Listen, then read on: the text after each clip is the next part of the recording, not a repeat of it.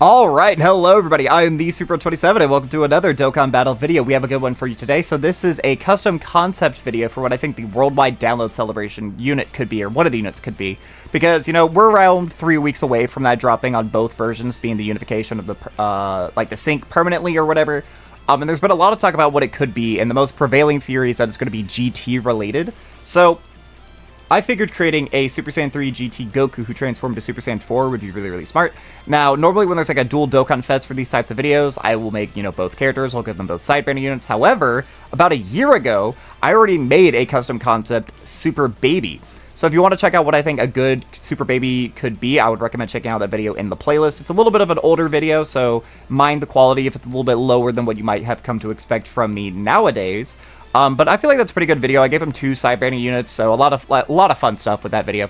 So, with that all out of the way, let's go ahead and dive in. So this is ready for round 2, Goku Super Saiyan 3 GT. This is from his fight when he comes back to the planet of the Tupples for the very first time. He has his tail out, and you think his tail is going to be enough to make him tap into like his Saiyan roots and really be powerful enough to be able to beat Baby. He lost to Super Baby. This is the first time he actually encounters Super Baby 2, so he's in a little bit over his head. This form actually gets cooked pretty early on in their fight, so that's why I had him transform to Super Saiyan 4 a little bit later. Again, you'll see that in just a moment, to kind of like buff out a little bit more of his kit. And you guys know, if you watch a lot of my custom videos, I tend to give these characters some more wacky abilities, some more out there abilities, but the Worldwide Download Celebration is probably the most accurate time that giving a character a wacky ability will stick, because pretty much for the most part, if you look at any of them during Worldwide, that's when these characters come up with these brand new mechanics that kind of stick with the game. Last year we had the introduction of like domains, but the real thing that got introduced last year that has unfortunately stuck is opening RNG. So I know that there were characters beforehand who had start of turn abilities instead of start of battle abilities, but all 4 of the major LRs that dropped last year sort of cope. VB, Merge Zamasu, and Future Gohan, they all have from their 5th turn from first appearance, and it's pretty much every single major release who has a very powerful or broken ability, like a broken transformation, a broken domain, this, that, or the other. They have first appearance instead of start of battle conditions, and I'm not a huge fan of that. But so, unfortunately, that is the case, but maybe this Worldwide will be able to change that. So I did give this kid a very weird ability, but I feel like it's a very fun ability, and I can actually see it being on a brand new unit. So with that out of the way, let's go ahead and look at him. I decided to make him a super physical LR, and then for his stats, I gave him a lot of attack, and I gave him a lot of HP. I gave him a little bit lower defense to kind of counterbalance that, but having a lot of HP on an LR is super good. Like, you on this team should be able to run like 800 and 900k HP there around, especially with like some of the more powerful units that you can be able to run him with. I feel like, again, very good, like having that baseline again. I'm still kind of new to giving these random unit stats, because I don't know like how broken the stats are when you look at the rest of their passives. So that's why I kind of played it a little bit safe. I gave him like high to average attack, gave him a lot of HP, and then again to counterbalance him, I gave him a little bit lower defense than what you might expect from a Dokkan Fest LR. Now for his leader skill, it's actually quite good. It's GT Heroes, Bond of Friendship, or Earthbred Fighters 3 key, 170 stats, and then an additional 30% to Accelerate a Battle or Battle of Fate. So let's go ahead and check out his leader skill. So we have his leader skill up here, and if we're looking at it, it has a lot of like very powerful options. Obviously, like I wanted him to be an Earthbred Fighter Link leader, because, you know, it kind of makes a little bit of sense, because like the whole planet has kind of been turned on him, so he's kind of carrying the Earthling race kind of thing on his back. Obviously GT Heroes because of that. I mean, it's just the category that he would be on, and this is a category that probably needs the most help out of all of these. And then Bond of Friendship makes a little bit more sense once we look a little bit deeper into his passive. I don't think that there's any Goku who actually leads Bond of Friendship, but basically every single Goku on the team is on the category, which is good. And then Accelerated Battle and Battle of Fate, they're 2 very generic, powerful categories that a lot of units are on, so that's why we'll see a lot of these being hit. Obviously, having access to Beast is very good. This is last year's Tanabata unit, as well as having the Super Saiyan 4s on this team would potentially mean that they would have a resurgence. Same thing with like the GT Duo. I don't know if you would really want to run these guys, because, you know, they are a revived primary character, and you would have access to a unit like AGMUI. But you just have a lot of like pretty powerful options. Once again, once you kind of get to the TUR list, like a lot of TURs this year aren't very good anymore. Unfortunately, but that could always change with like EZAs and such. But like in terms of LRs, like obviously you'd want to run this guy with Beast. I mean, this could potentially be this guy's savior. You could run these guys just for links. Same thing here, although again, and like 6 months, this will be the best character in the game. So huge W right there. Orange Piccolo can still see some niche use. He certainly is starting to get to that point where he takes way more damage than you would probably feel comfortable having a unit. He would have to like float on a team like this since he's not going to be surrounded by a lot of superheroes units. He's going to be surrounded by GT heroes. So obviously that means you'd have to wait till turn 6 before you would be able to use the Orange Piccolo transformation. It could potentially be scary having to wait that long, but if you were to pop it, that's still a lot of usage that you're out, that you're able to get out of that. Jesus, I cannot speak. But in terms of like some units you'd be able to use, if you would be able to throw in a couple of Boo Saga characters, like this is a very good unit. Obviously, Dragon Fist and God Goku can still see some niche usage just because they are some dodgers. These two, unfortunately, have, like, I think the time for them is gone. I don't really see a point anymore in, like, coping for 23rd World Tournament Goku or coping for a junior. Like, their time is gone. They destroyed last year. Let's just let them have their dub. They ruled an entire year of the game. Let's just go ahead and, like, lay them to rest. They don't really stand a chance too much anymore. This is a unit who could potentially EZA with Roshi Celebration that is currently going on during the global, or not the global celebration, the JP Roshi Celebration. This is a unit, as well as this one, and the Vegeta who came out with him during Golden Week. I think that if it actually is GT Saga, all three of those units have a very, very, very high chance to EZA. Hopefully this guy would EZA first and then these two kids, but these are actually from the Baby Saga, this and the Vegeta, whereas this is obviously a Shadow Dragon buff, but we could still potentially see that. I'm looking down here to see, are there any potential super EZAs that we could see coming from this? I mean, this kid could potentially super EZA, I suppose, because he's over 2 years old at this point. Yeah, let's see. Not really. I mean, this is a free-to-play, isn't it? Is this a free-to-play unit? I think so. I think that this is a free-to-play. I don't think that's like an actual summonable unit that you'd be able to get on any of these banners. So it doesn't look like there would be a lot of GT representation. I mean, these guys could theoretically super EZA, but I feel like we would see Janemba and STR Gogeta EZA beforehand. This is a unit who as well could EZA, and they have a pretty redonkulous sort of like potential because they are a great ape character, but they are also a nuking leader skill unit, which means that we wouldn't be able to use them in a lot of events. Unfortunately, but they could potentially get like a sub EZA during the celebration. I don't think anyone would really complain about that, because there are some events that you could still run them in, and they could be like extremely powerful in those set events. They just want to be able to be run in those events where you can't bring nuking leaders. So overall, I feel like their leader skill, their 200% list is pretty good, but even if you get rid of these, just having Bond of Friendship, you're going to be getting a lot of Gokus, you're going to be getting like the Pan units, GT Heroes, you're going to be getting pretty much every single superclass unit who would be a part of this potential celebration. And then Earthbred Fighters, I mean, every character born on Earth, like what more could you ask for?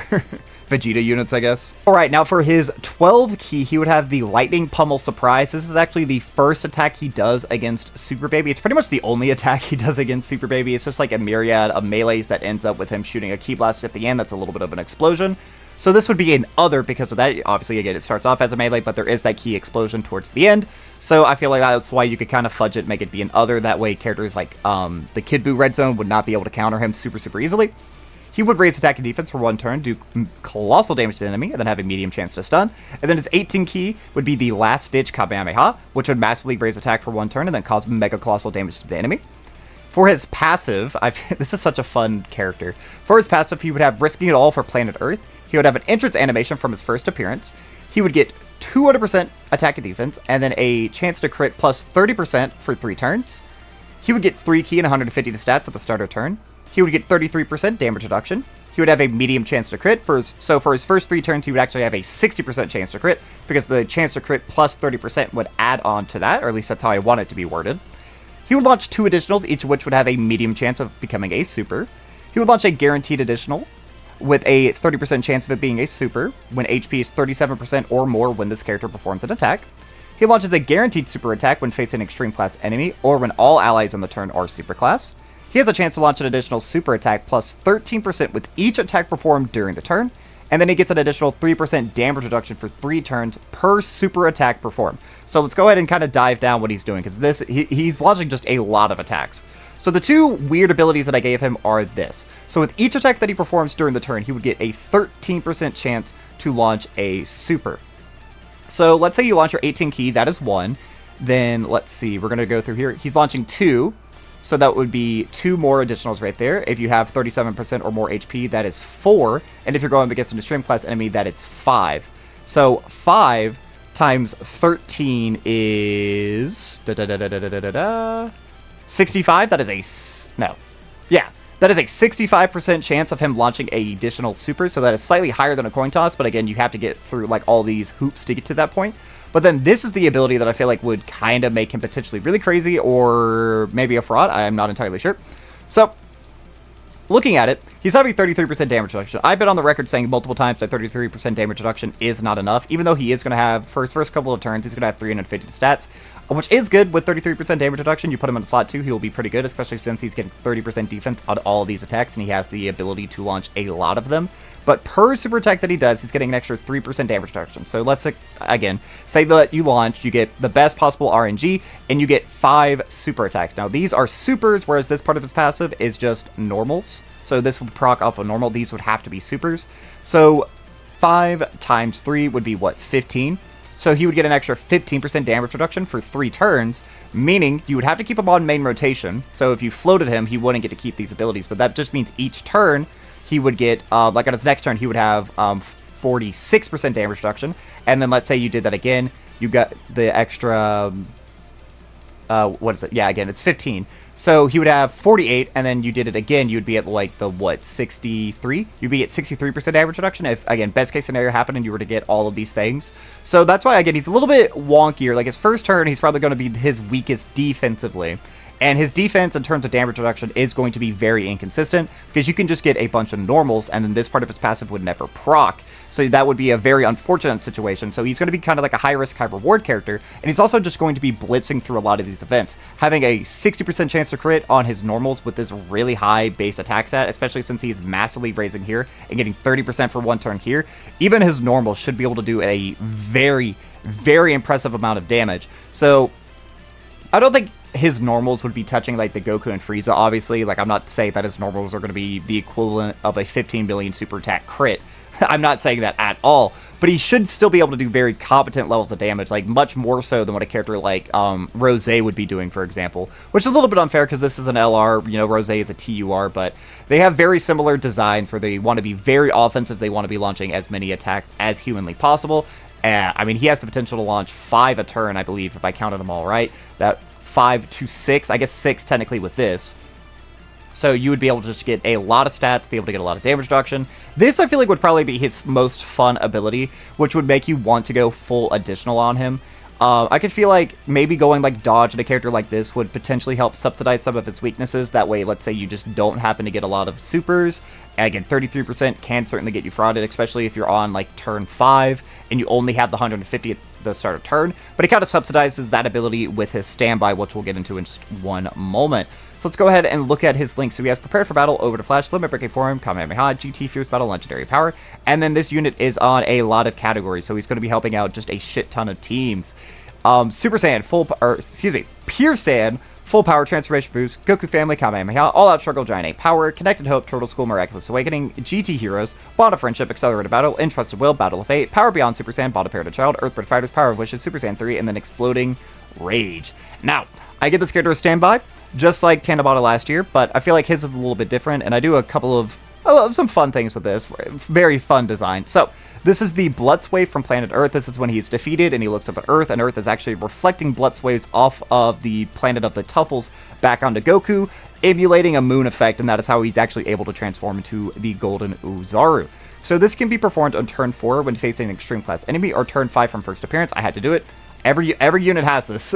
So you can do this on the turn that he would normally lose these abilities, or if you're running multiple of his characters, you'd be able to pop one as soon as possible.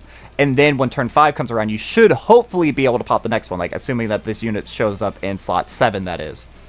So let's go ahead and talk about what he does when he's transformed. Now, this is where things get a little bit wonky. You potentially say that I made this character a little bit too whatever, but I feel like I very well designed a Great Ape. Now, this is a playable Great Ape. This isn't a giant transformation. This is a Great Ape who you'd actually be able to use in tandem with your other units. This is the first time a giant character outside of like Cell Max and I guess Janemba that you'd be able to do that. And I feel like this would be really fun, especially with like the little bit of a passive that I gave him here. I feel like he would be really fun to use. So before we talk about his passive, let's quickly talk about his super attacks. So his 12 key would now be the Blind Obliteration. This would just be him like going on a rampage, destroying stuff with his bare hands, where he would massively raise attack for 1 turn and then cause colossal damage to the enemy. And then his 18 key, which would be the Super Flame Cannon, which is a key blast, massively raise attack for 1 turn, mega colossal damage to the enemy. And then he has a 70% chance to crit for the rest of the turn. His passive is Blinded by the Blitz Waves. He is unable to take damage. This is the Fusion Zamasu domain ability. So any attacks targeted at this character will ultimately result in you doing 0 damage to his HP. Now, that's also the ability that like giant transformations have, where once you're in a giant transformation, you may take damage, but you don't actually lose any HP. This guy just outright nullifies any damage targeted towards him at all.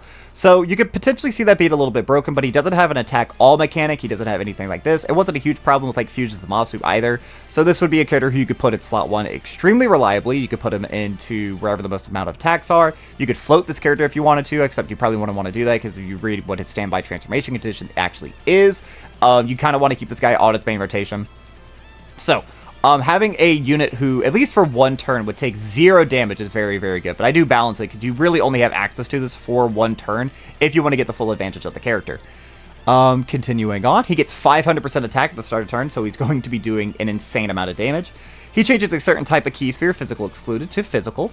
He changes a certain type of key sphere, physical excluded, to rainbow key spheres when there's an extreme class enemy, or if there's a Pan GT on the attacking rotation. Now, Pan actually isn't on his 200%, but that she is still on like GT heroes as well as Bond of Friendship, so you could still run her on the team. She just wouldn't be getting the full 200%.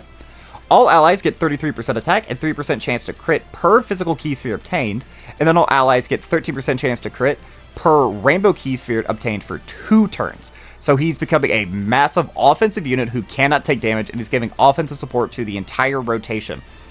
Now you may be wondering, why did I not give him any additionals in his passive when we're looking at what his 18 key effect is? It's because, yeah, he has a 70% chance to crit for the rest of the turn, but he doesn't have any built-in additionals. Again, all the more reason that I would want this character to have full additional and the hidden potential system. Because imagine if you were able to get that, and then the hidden potential system, the coin flip is in your favor, and you actually get the blind obliteration ability. That's another 100% raise on top of a 70% chance to crit, which is really, really good, especially when we're looking at what his standby is. So he standbys for 3 turns, so he has to get charges. He gets 1 charge per attack performed. He gets 2 charges if that attack was a super, and then he gets an additional 2 charges if that attack was a crit. So if you perform a attack and it is a normal, you would get 1 charge. If you perform a super, you would get 3 charges. And if you perform a crit super, that is 5 charges. Now, if you perform a normal and it is a crit, you would get 3 charges. So he has to get 50. All right, now that may seem like a lot to get within just 2 turns, but if you think about how many characters launch a billion additionals, how many characters have built-in crit into their passive, this character is actually going to be helping a lot with that, because if you're able to get off a crit, or if you're able to give all your allies this massive amount of crit support here, he's going to be able to build himself up super, super nicely, especially since he's giving 13%. Let's say you give him 3 orbs. That is a 39% chance to crit for that entire rotation and the next rotation. It should not be the most difficult to do this.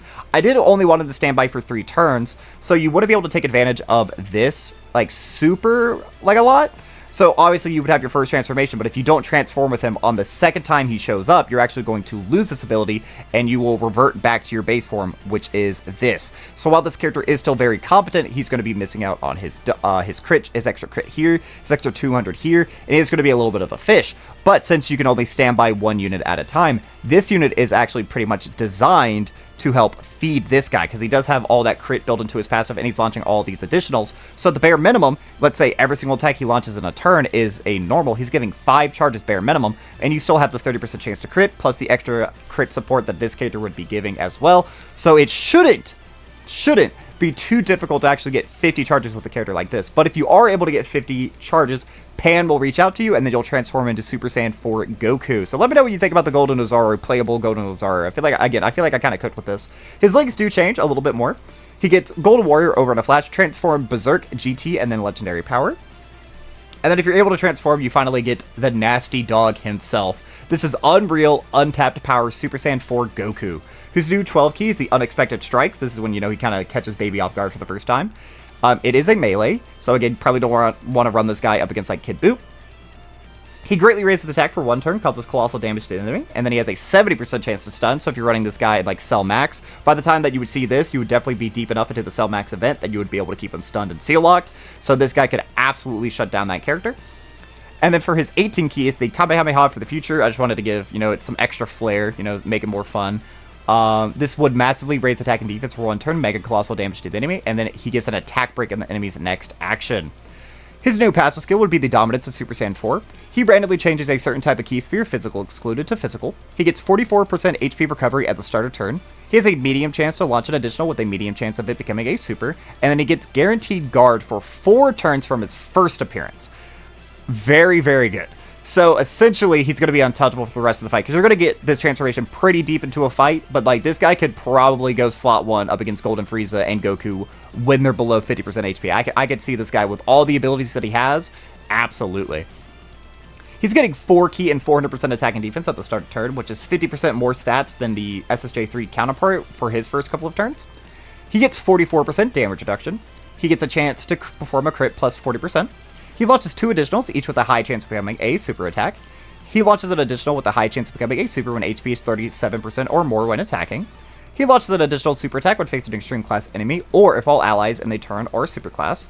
He gets a chance to launch an additional plus 14% with each attack performed during the turn, and then he gets an extra 4% damage reduction for 4 turns per super attack performed. Now, this, I feel like, is probably the nastiest thing I did. If you're looking at his kid, he's pretty much just a souped-up version of what this character does, where this character has a lot of medium chances, this character has a lot of high chances. Obviously, he's having 44 instead of 33. He has the 40% chance to crit as opposed to a 30% chance to crit.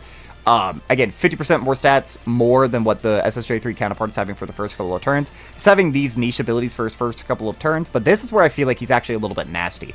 So he's getting these damage reduction for 4 turns, meaning you could actually float this character if needed, and he would still keep his buffs. So since, for 4 turns, if you only get these buffs for 3 turns, you put them in slot 3, he would kind of like lose access to those abilities. But having them for 4 turns, even if you were to float the character in slot 1, he would still keep all the damage reduction he would get for all the super attacks he's doing. Obviously, I know only 4% doesn't seem like a lot, but that adds up pretty quickly, especially since, if you do float him, he would still have all these abilities for that next turn, so you would have guard, 44% damage reduction baseline, whatever you did from all your supers. He's getting that slightly higher chance as well to launch another guaranteed additional super. He's going to be doing a ton of damage, especially since he's now getting greatly raised attack on all of these. Again, to kind of balance out, or to sort of kind of balance it, I didn't give him defense on these, but he does get massively right here, so he would get 100% when you do his 18 keep. I feel like this guy, again, is just a very fun unit, and he also does kind of feed into the standby, so you transform into this guy, and then you're able to activate his standby. Now you have a Golden Ozaru in 1 turn, and you have this guy just feeding that Golden Ozaru on the next. So I feel like, again, this would be probably one of the more fun units in the game to use, because this would just be the epitome of big number go burr. This is what, like, Final Form Cooler should have been. This is, like, what his, or not should have been, at the time he was a god. But, like, this is what his EZA should look like when Final Form Cooler EZA is. This is, like, kind of the crap that we need to be seeing.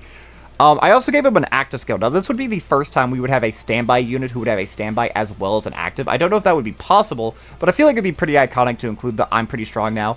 Now, originally, if you saw this on Twitter, because I do always post these on Twitter before I ever do make a video about them, originally I had I will defeat you in 5 seconds. I actually think he says that against Sin Shinron.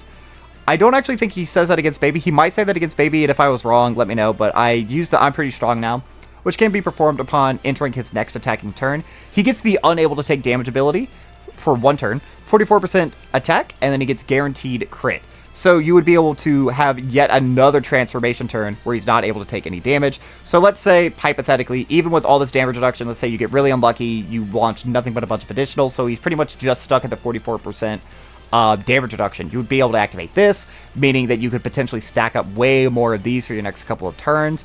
An extra 44% attack on top of everything else. He's just going to be absolutely obliterating everything. This would be like the win more ability. Like, he doesn't really need this, but like if you're already winning, this is just win more.